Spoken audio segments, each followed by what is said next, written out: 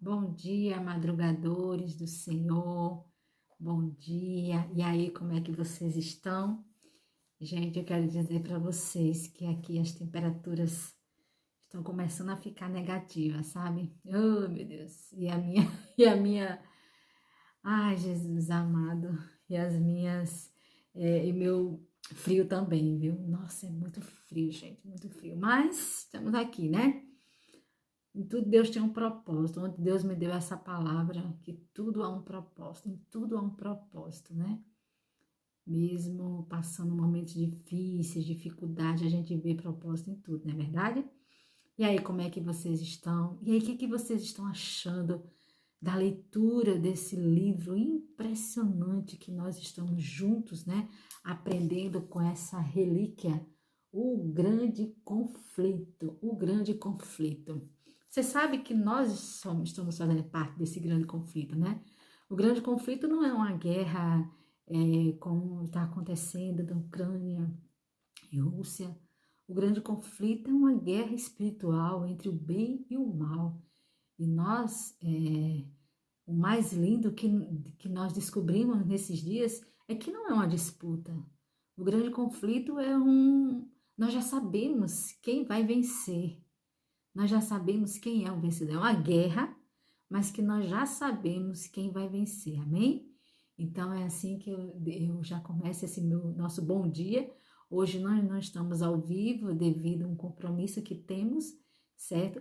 Mas estamos aqui com vocês, ligados, e não poderíamos deixar de transmitir essa mensagem de hoje, né? Para nós não perdermos nenhum dia desses capítulos, né?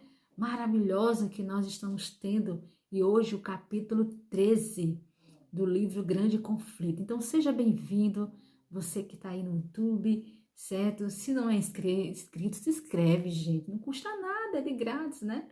E também é de grátis o like, viu?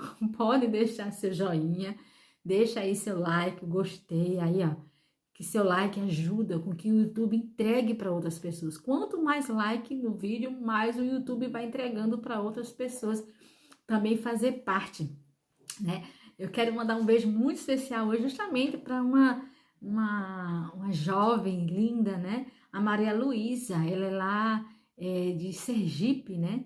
Na verdade, ela é de Aracaju. Ela me disse o nome da sua cidade e ela... Como foi que ela descobriu? Ela estava procurando, nas terça-feira não tem a sala 57, e ela começou a procurar um culto pela manhã e achou as pérolas, gente. Eu achei isso, sabe, uma coisa assim maravilhosa. E ela disse, aí eu tô sempre assistindo. Beijo, Maria Luísa, que Deus continue te abençoando, tá? Que o Senhor seja contigo e que os propósitos dele se confirmem em sua vida e que os seus sonhos sejam os sonhos de Deus, tá bom? É isso que eu desejo para você. E você, deixa aí seu pedido de oração. Qual é o seu pedido de oração hoje? O que você está querendo? Nós temos um caderno de oração. Nele já tem muitos pedidos como por famílias, né? O irmão Paulo está sempre pedindo aqui pelas famílias, que nós sabemos que o inimigo ele veio matar, roubar e destruir. E o foco dele é a família. E nós estamos orando também pelos enfermos. Tem alguns aqui que estão pedindo oração por amigos, pessoas que estão enfermos, que estão enfrentando o câncer, né? E dentre outras dificuldades aí.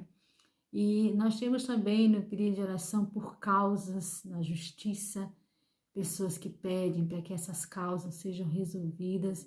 Então, nesse momento, eu quero orar com você. Eu não sei qual é o seu pedido, mas uma coisa eu sei, que o nosso Deus, Ele pode todas as coisas.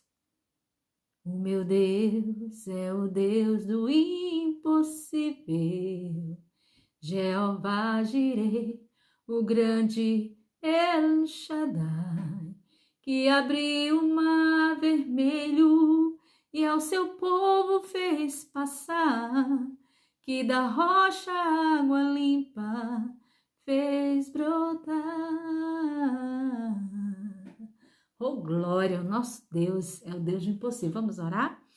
Vamos agradecer a Ele, vamos entregar a Ele todos esses pedidos de oração.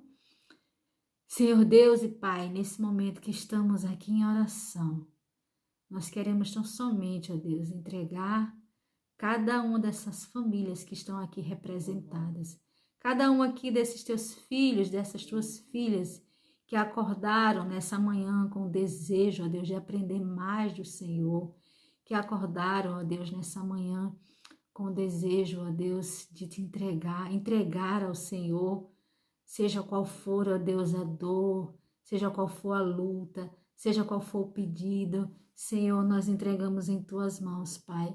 Nós entregamos em tuas mãos, Senhor, por favor. Senhor, cura essa ferida, Pai. Direciona, ó Deus, o plano, o sonho que essa tua filha tem. Senhor, esse problema que parece ser demasiadamente difícil, Pai, para o Senhor não há nada difícil. Agindo Deus, quem impedirá? Quem impedirá, Senhor? Nenhum dos teus propósitos, ó Deus, são frustrados, Pai. Nenhum, Senhor. O Senhor, ó Deus, é um Deus poderoso. Por isso nós entregamos em tuas mãos com o perdão dos nossos pecados, Pai. Perdoa as nossas falhas, os nossos pecados, Jesus, por favor.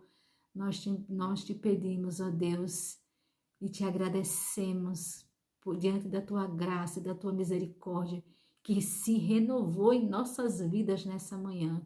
Nós te pedimos essas bênçãos e desde já, ó Deus, te clamamos no nome de Jesus. Amém. Amém. Muito bem, agora eu vou precisar de um auxiliar, né?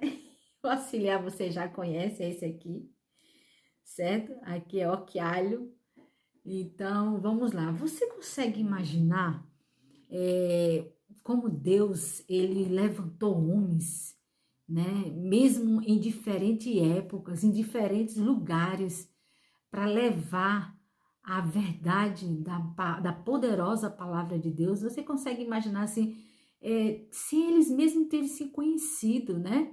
Se eles mesmos terem se conhecido, mas de alguma forma eles despertaram, foram homens fiéis, sinceros, que quando ouviram a voz da consciência, que é o Espírito Santo falando. Gente, você imaginou que é assim? Porque a palavra de Deus diz isso, que o Espírito Santo fala através da nossa mente, da nossa consciência. Então, quando a gente escuta aquela voz, sabe, falando ao nosso coração, esses homens, quando ouviam essa voz, eles tinham certeza que era Deus falando com eles, né?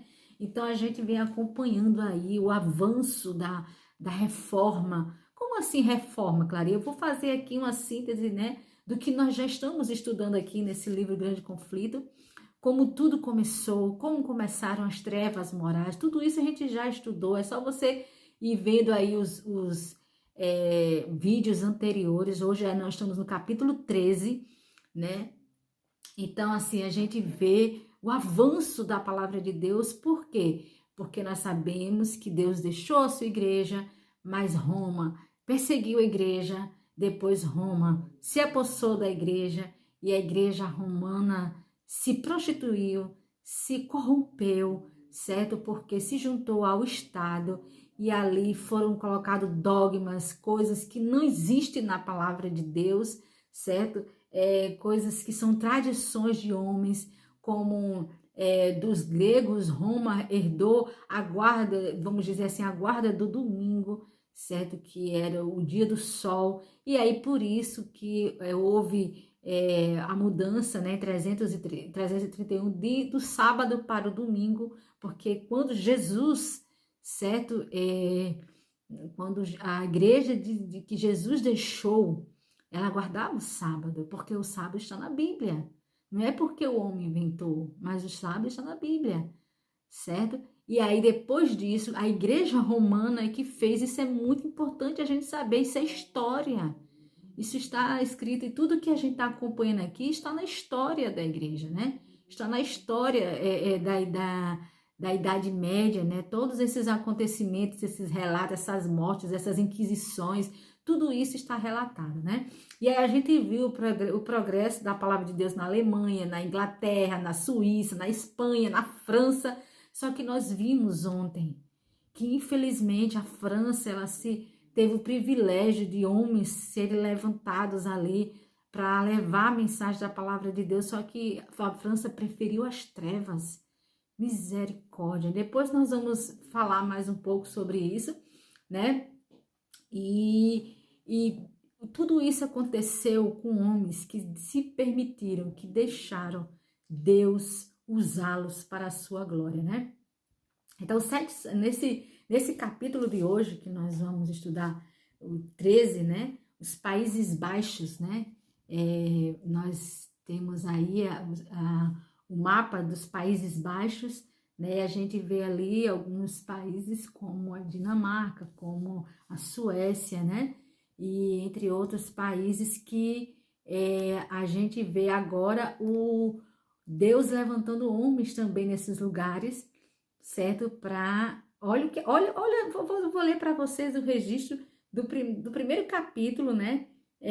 700 anos antes de Lutero, certo? Do grande reformador Lutero, certo? 700 anos aqui, antes diz aqui, antes de Lutero, o líder católico foi acusado sem...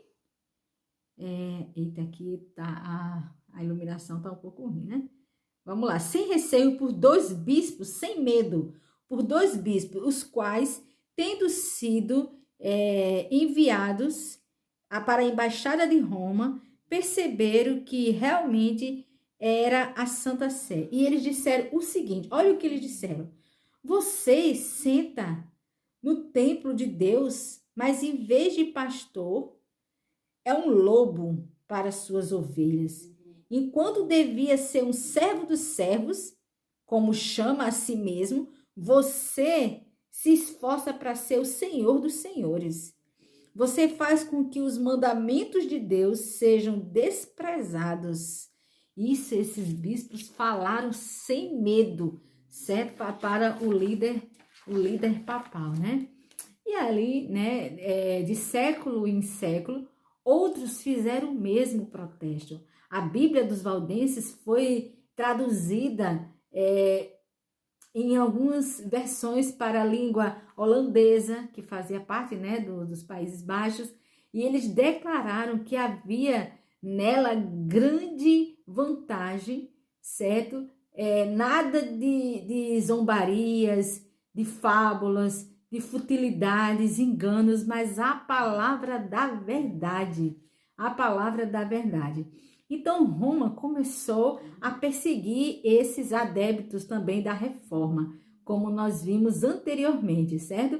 Os ensinos do Lutero também chegaram lá nos Países Baixos e pessoas dedicadas para a pregação do evangelho foram se levantando. E dentre elas, vale destacar um moço chamado Memo Simons.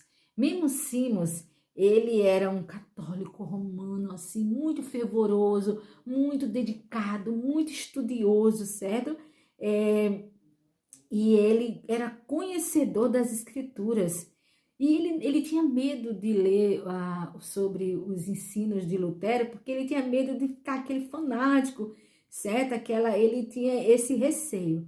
Mas pouco tempo depois, certo? Ele testemunhou a morte de uma pessoa porque essa pessoa se rebatizou. Porque ela era batizada, né? Tinha sido batizada quando criança na Igreja Católica e depois que se converteu, certo? Ela se batizou novamente. E isso ela foi... ele presenciou a morte dessa pessoa por causa disso, certo? E aí esse homem foi executado porque havia se rebatizado. E ele foi procurar na Bíblia sobre batismo de criança e não encontrou nada. E ele encontrou o seguinte, que para a pessoa se batizar, ela tinha que ter conhecimento do arrependimento e da fé. E um bebezinho não poderia testemunhar isso, certo? E aí Memos começou então, depois que ele testemunhou essa execução, Memo então retirou-se da Igreja Católica e dedicou a sua vida a ensinar as verdades da palavra de Deus. Nos Países Baixos havia surgido um grupo de fanáticos, assim como aconteceu lá na Alemanha, um grupo de fanáticos que queriam pregar a força da espada, né? E Lutero ensinou que não era assim, era pregar, tão somente pregar a mensagem da palavra de Deus, a mensagem da palavra de Deus, né? Então, o que aconteceu? Ele virou esse Memo, é até interessante o nome dele, né? Esse Memo Simon, ele começou então a, a ser um grande missionário. Ele era um missionário, certo? E ele saía pregando a palavra de Deus junto com sua família. E ele passou 25 anos como um voluntário missionário da palavra de Deus, certo? Junto com toda a sua família, certo? E muitos lugares conheceram a verdade através daquele homem. E muitos alunos também de Lutero, que estudaram lá em Wittenberg, né? Também passaram a viajar para outros lugares e levar também a mensagem da palavra de Deus. E foi assim que a reforma chegou, por exemplo, na Dinamarca, né? Na Dinamarca. Mas vamos ver aqui, né? Falando sobre isso, eles continuavam sendo perseguidos, como em todo lugar, bastava você se opor à igreja romana, você era perseguido por isso. A perseguição servia para aumentar o número de testemunhas da verdade. Quanto mais eles perseguiam e matavam, era como semente. Nasciam mais pessoas ainda para a pregação do evangelho. E permitia que os holandeses fossem livres para realizar seus cultos a Deus. Na Dinamarca, nos países do norte, o evangelho entrou de maneira pacífica. Muitos que foram lá em Wittenberg, completaram seus estudos, voltaram para o seu país, levando a fé reformada para a Escandinávia, né? Os escritos de Lutero também difundiram luz, o povo era ousado, deixou a corrupção e as superstições de Roma para receber as verdades vivas da Bíblia. Louvado seja Deus, né? Dentre eles, né, um reformador chamado Tausen, que desde a infância demonstrou grande intelecto e entrou para o mosteiro. Em seu exame mostrou possuir talento que prometia bons serviços para a igreja.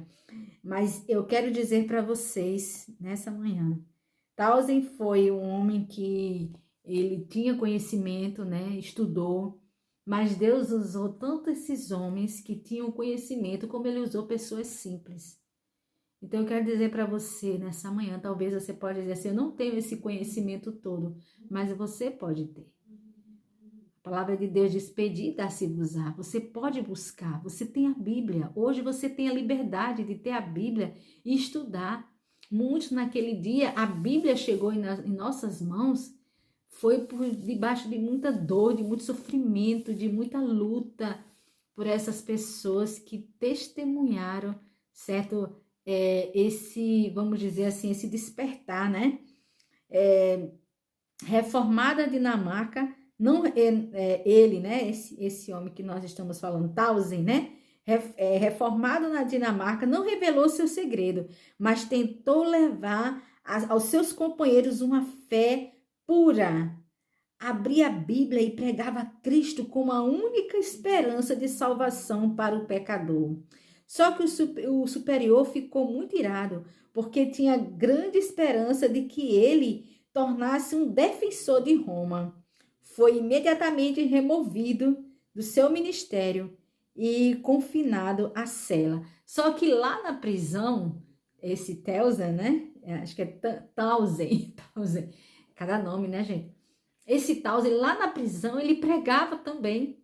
Ele pregava também para as pessoas que estavam lá encarceradas. Aí, aqui diz, né, lá na cela, através das barras da cela, Tausen transmitia aos companheiros o conhecimento da verdade. Então, se aqueles padres dinamarqueses fossem especialistas em tratar heresia, a voz de Tausen jamais teria sido ouvida novamente. Mas, em vez de aprisioná-lo em alguma masmorra, expulsaram do mosteiro, tiraram ele de lá, né?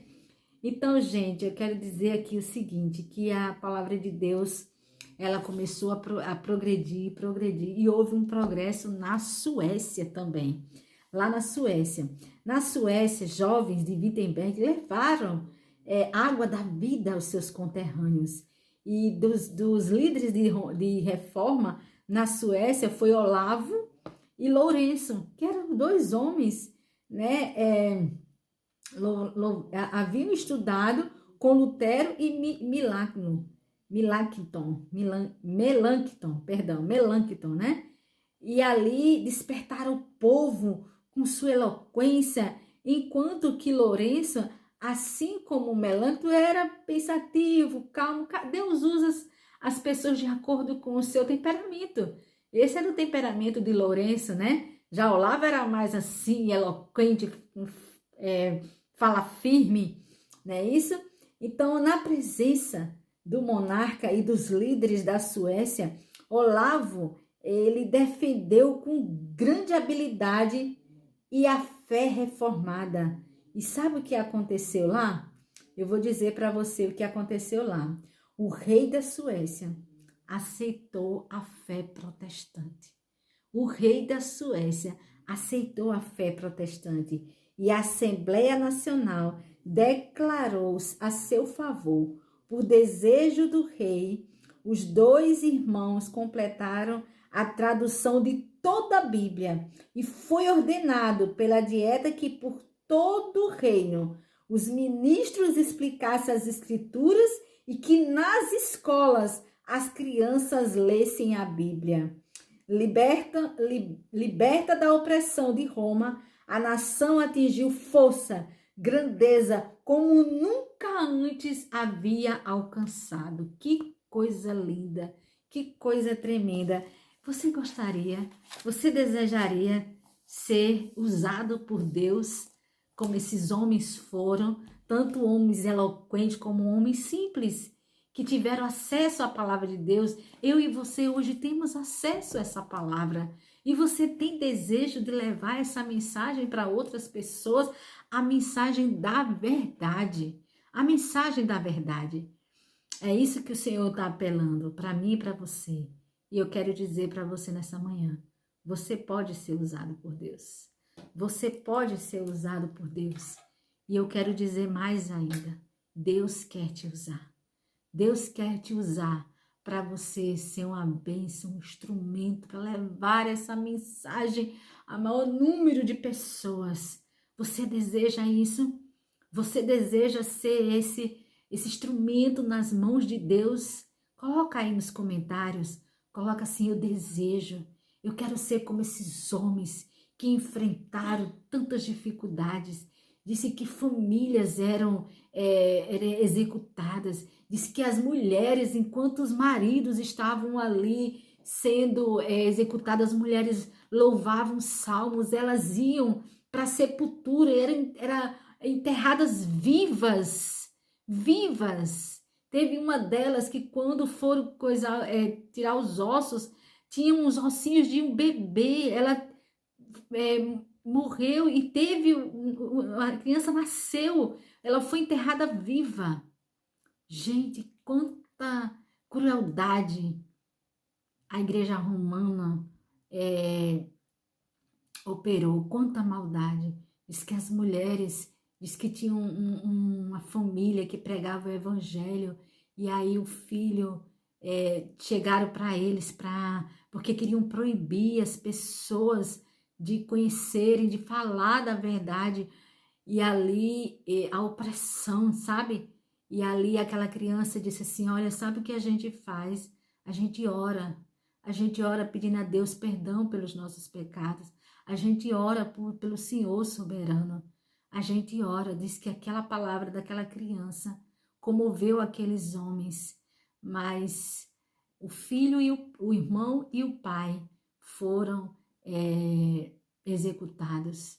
Quantas tristezas, quanto sangue derramado, quantas pessoas entregaram suas vidas por amor à verdade, por amor a Jesus, para não negar, porque o Senhor diz, aquele que me negar diante do Pai, eu também o negarei. Aquele que me negar. Então, que eu e você hoje possamos dizer sim para Jesus. Jesus, eu quero ser um instrumento em tuas mãos. Eu quero levar essa palavra para muitas pessoas Quer você ser esse instrumento? Quer você ser usada por Deus, mesmo em meio às dificuldades, às lutas? Porque o Senhor sabe que você tem dificuldades. O Senhor sabe, o Senhor conhece as suas limitações. Mas peça, ore a Deus agora, junto comigo. Peça a Deus, Senhor, me dê meios para me pregar a tua palavra, porque o que eu estou passando não é nada diante daqueles que conseguiram avançar com essa verdade. Ore comigo agora e peça ao Senhor. Querido Deus, nos ajuda, Pai. Por favor, precisamos, Senhor, da tua ajuda. Vem estar conosco, Pai, que nós possamos ser homens e mulheres dispostos a fazer esse trabalho para a honra e para a glória do teu nome. Essa é a nossa oração, é o nosso desejo. Queremos ser instrumento em tuas mãos, em nome de Jesus. Amém. Amém. Que Deus nos abençoe e amanhã estaremos juntos mais uma vez para mais um estudo desse livro, O Grande Conflito. Fique com Deus. Amém. Obrigado pela sua presença, certo? Obrigada por ficar aqui até o final. Que Deus abençoe grandemente sua vida e sua família, em nome de Jesus. Amém.